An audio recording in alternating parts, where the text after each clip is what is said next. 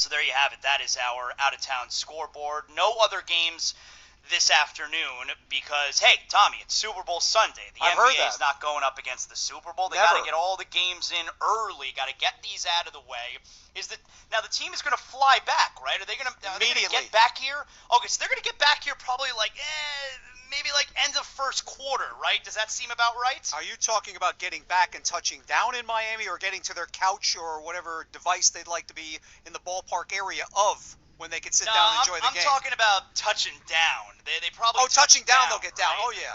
I think the main thing is check if they can get the satellite or the feed somewhere on the plane because, yeah, we're in the midst of the pregame show, of course. I think they do get to South Florida. Maybe, they give a couple of shekels to the pilot to get in here about 6:30. I think they can do that. I would imagine. I wonder if this were a normal situation, if we were not in the middle of a pandemic, I wonder if they would have stayed the extra day.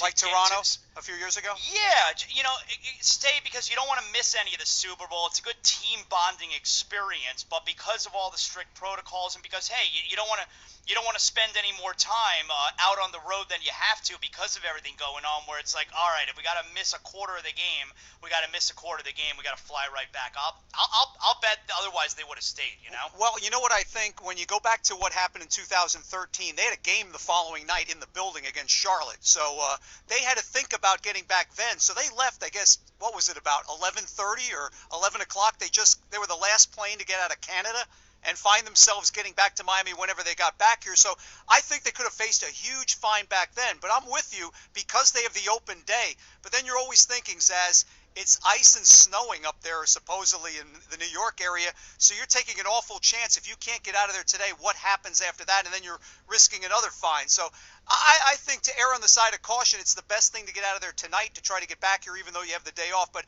I'm with you. In a regular situation, I think they would have thought hard and long about the idea of sticking around just to see the game. Whether they would have left a Sunday night or early Monday morning, that remains to be seen. But I'm with you. I think they would have tried to enjoy the game. All right, Tommy, let's send it back up to Madison Square Garden. Let's hear from Tyler Hero.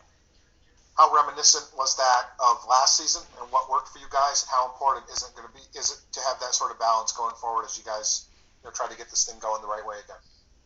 Yeah, I think just came down to sharing the ball, everyone making the right play, and like you said, it felt like last year where everyone's just playing for one another, and guys are happy to see other guys score. I think that's when we're at our best, and it definitely felt like that tonight.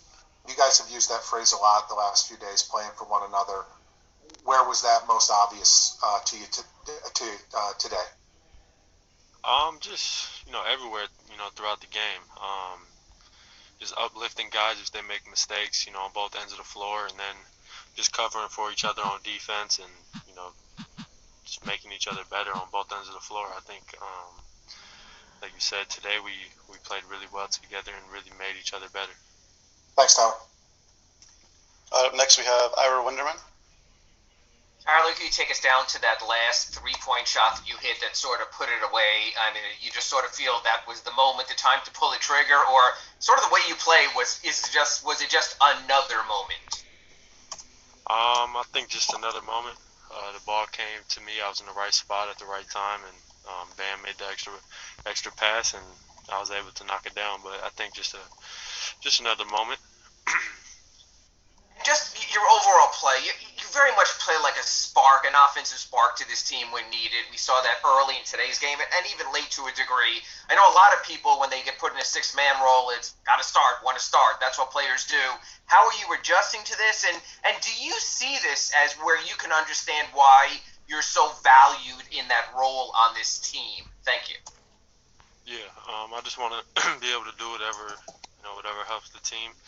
If me coming off the bench is what's best for the team, then so be it, and that's the role I'm in. Everyone has a role on every team, and the really good teams, everybody stars in their role. So I started as a starter, and then now I'm a quote unquote six man. So I'm ready to just be able to star in my role, whatever that may be.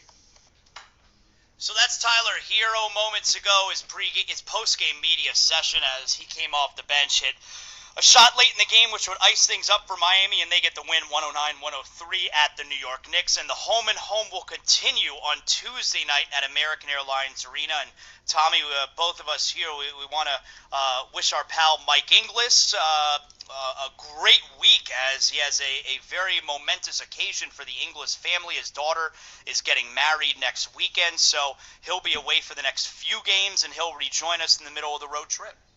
Yeah, and something else happens memorable as well, doesn't it? I'm going to be on the call on Tuesday night, starting Tuesday night, Tuesday, Thursday, and Saturday. As Tuesday we have New York, and then we start the road trip at Houston Thursday, at Utah Saturday night. So Mike will hand the reins over to me. The Heat have tapped me on the shoulder and said, "Hey, can you step in and give us some play-by-play for the next 3 games?" I said I can do it, and I will have the call of the action on Tuesday night. How about that? That sounds exciting. Believe me. Hey, have a good time. All right, Tommy, great job. We'll talk to you Tuesday night from American Airlines Arena. Look forward to it. Thanks, Saz. All right, for Tommy Tighe, I'm Jonathan Zaslow. Heat win this afternoon, 109-103 over New York.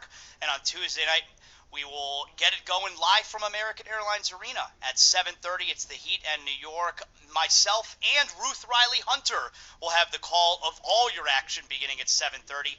And I'll get the pregame started from the arena at 6:15. Bad news for the Knicks. Starting stronger starts at AutoZone, where the